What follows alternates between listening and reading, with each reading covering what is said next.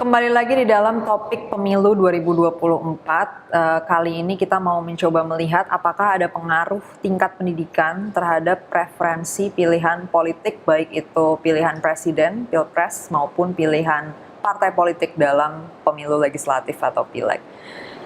Kita bahas selengkapnya di Bedah Politik bersama dengan Mas Saiful Mujani.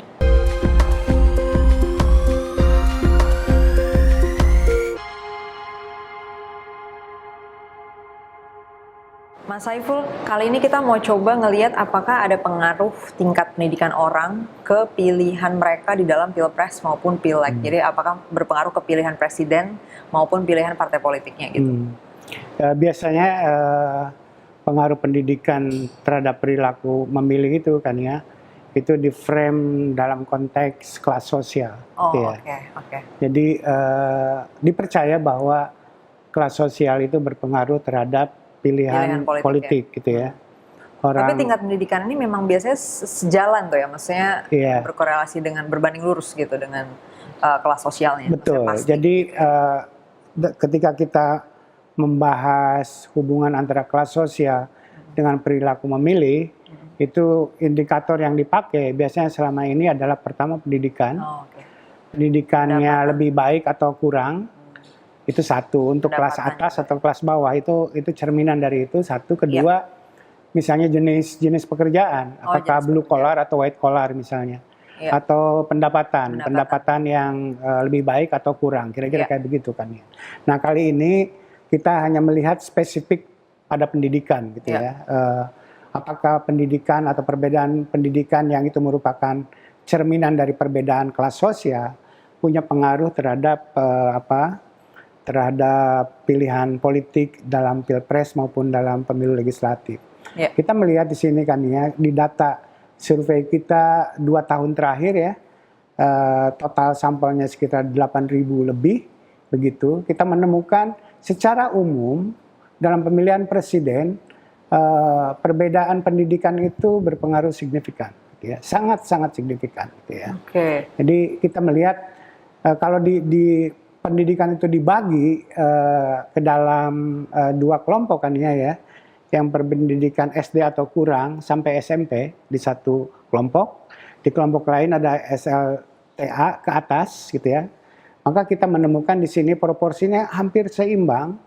Orang yang berpendidikan yang lebih rendah tadi itu dalam data kita sekitar 53%, yang SLTA ke atas sekitar 47%, kira-kira kayak begitu. Nah, orang yang memilih Anies Baswedan itu cenderung yang berpendidikan menengah ke atas, gitu ya, SLTA ke atas.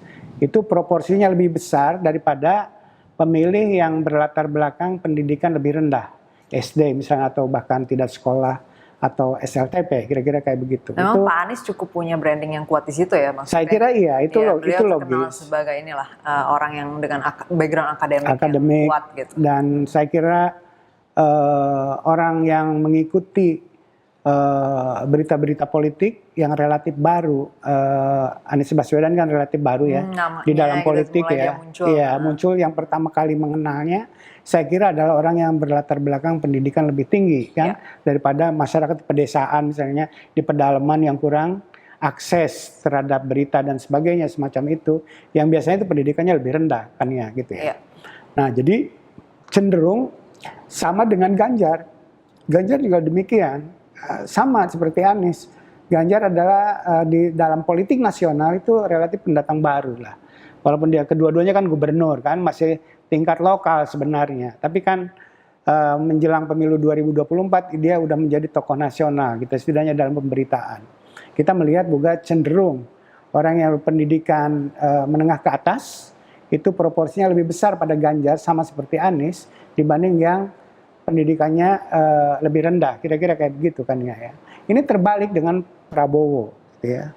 Pada Prabowo yang berpendidikan lebih rendah itu lebih besar proporsinya, ya 36 berbanding 28, gitu ya. Oleh karena itu maka secara keseluruhan secara statistik perbedaan kelompok pendidikan ini berpengaruh signifikan ke dalam pilihan calon-calon presiden ini. Bisa dipahami kenapa Prabowo proporsi yang kelas atau pendidikan menengah ke bawahnya itu lebih besar Itu karena ya Prabowo sudah sangat lama dikenal dalam kontestasi Pilpres 2 kali setidaknya, ya. Oleh karena itu masyarakat di bawah udah mengenal Prabowo. Nah, sementara pada Ganjar terutama dalam diskusi kita di kesempatan yang lain, itu di lapisan menengah bawahnya itu belum dikenal cukup luas. Nah, oleh karena itu dia juga lebih tinggi dari yang menengah atas ya. Betul, itu faktor-faktor yang membuatnya demikian. Jadi tidak bisa mengabaikan unsur perbedaan pendidikan ini kan ya. Ini juga punya implikasi kan ya pada tingkat sosialisasi. Biasanya orang yang lebih berpendidikan itu lebih sulit diyakinkan, ya kan? Kayak Anda yang lebih berpendidikan, perguruan tinggi misalnya, diyakinkan supaya memilih si A atau si B kayak begitu kan tidak begitu mudah. Orangnya bisa rewel, bisa berdebat dan seterusnya dan seterusnya. Ya. Sementara dan tidak mudah dimobilisasi orang yang berpendidikan itu untuk memilih seorang calon. Sebaliknya orang yang kurang berpendidikan biasanya itu menjadi target mobilisasi, gitu ya. Nah oleh karena itu dalam konteks ini secara praktis Prabowo lebih rentan sebenarnya pemilihnya itu karena cenderung rentan terhadap mobilisasi. Orang yang kurang berpendidikan lebih mudah dipengaruhi oleh yang lebih berpendidikan, kira-kira begitu. Dan bisa berubah dari 36 itu bisa menjadi lebih rendah, kira-kira kayak begitu kan ya. Iya, oke. Kita move ke partai politik. Iya, kita itu di Pilpres. Dan kita melihat di pemilihan legislatif. Di pemilihan legislatif juga secara umum ada perbedaan signifikan, Kania ya. Orang yang berlatar belakang pendidikan SD sampai SLTP itu pada PDI Perjuangan cenderung tinggi, gitu ya. Jadi proporsinya itu pemilih PDI Perjuangan itu kelas menengah bawah. Menarik ya, ini nggak ke-translate di Pak Ganjar ya? Iya betul. Biasanya kan selalu konsisten antara konsisten. yang betul. Ada proporsinya di PDIP, di Pak Ganjar gitu juga. Tapi ini enggak ya? Ternyata tidak. Nah, oleh karena itu mengindikasikan juga tidak sepenuhnya Ganjar itu dipilih oleh pemilih PDI Perjuangan, ya kan? Bisa jadi kan jumlah pemilih Ganjar lebih besar daripada pemilih PDI Perjuangan, itu kan? Itu logikanya seperti itu.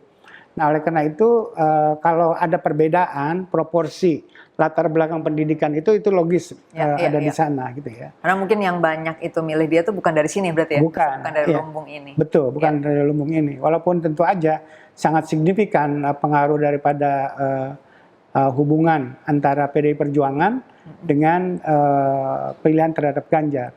Itu PDIP ya, kita lihat pemilih dari kelas menengah bawah itu pada PDIP lebih kuat.